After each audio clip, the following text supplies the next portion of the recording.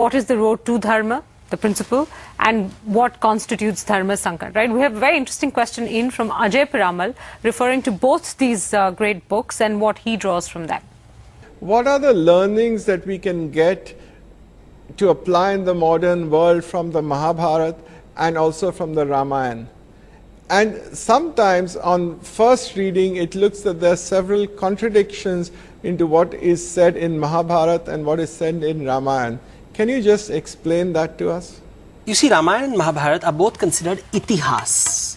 Now, itihas is conventionally translated as history, but it actually means it's a tense agnostic term, which means so it was, so it is, and so it will be. That means it is timeless. Right. One.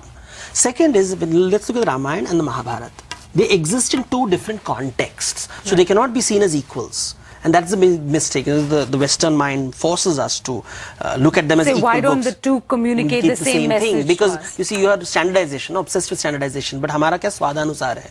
तो एक स्वाद है द्वापर युग का, एक स्वाद है त्रेता युग का. So one is for the Treta Yuga, which is an earlier, more innocent age, and a later phase in the organization, which is darker, which is slightly more corrupt. Okay. Now, if I have to do the principle of dharma again, just to revise, you have got 0, plus, minus, 0, animal instinct. Right. This is exploitation, this is empathy. Right. Dharma is here, adharma is here. Right. Now let's do a simple 2x2 matrix to understand the Ramayana and Mahabharata. So you have rules on one side. Right. Rules are followed, rules are not followed. Okay. Then we have the principle on the other side, dharma.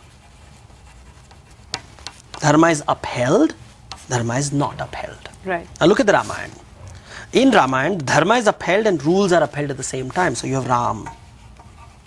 So rules and dharma are aligned. Everything is about the other. Everything is about the other. Everything is about the other. Even at the cost of oneself. Even at the cost of oneself. Almost always at the cost of oneself in the case of Ram. Almost always. Yes. So it's misery in the forest, misery in the palace. Got it. His opposite is the great alpha male, which somehow people seem to like today, tells you about the times, is Ravan. No dharma, no rules. No rules, no dharma. Your wife is my wife. Right. And I'm an animal. Even my son dies, I will not let go of my little toy. My brothers die, I will not let go of my little toy. That's Ravan. Now look at this same thing. Rules are broken, bending, and Krishna always bending the rules, breaking the rules. But the principle is intact. It's always for the other. Okay. Now let's look at the most favorite character, Duryodhana. He never breaks the rule. But he's constantly violating the principle. He's constantly violating the principle.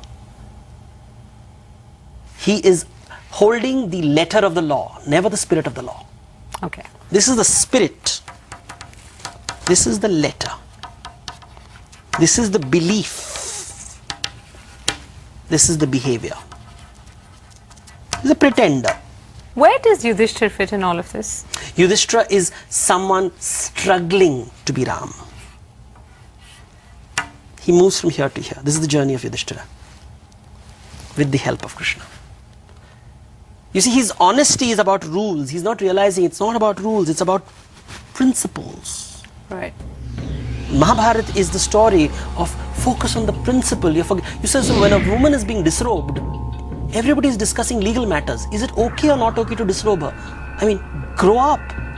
This is Bhishma and Drona watching a woman being disrobed, and they are supposed to be very educated people, and they are not doing anything. This brings me to a very interesting issue. You said that the Ramayana comes from an older age, an age of more innocence. The Mahabharata comes from a darker age. Yes.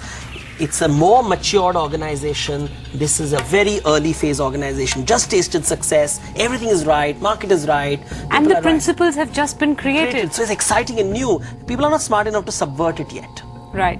Here, in this Matured stage, you've gone from principle to now a slightly more rule-focused organization. The principles have been forgotten. Rules have become more important. So it's bureaucratic. Highly bureaucratic. Letter of the law. Spirit of the law is not there. Like any bureaucracy, all the rules are upheld, but people still don't have food. So the principle is forgotten. The woman is disrobed, but nobody's arrested.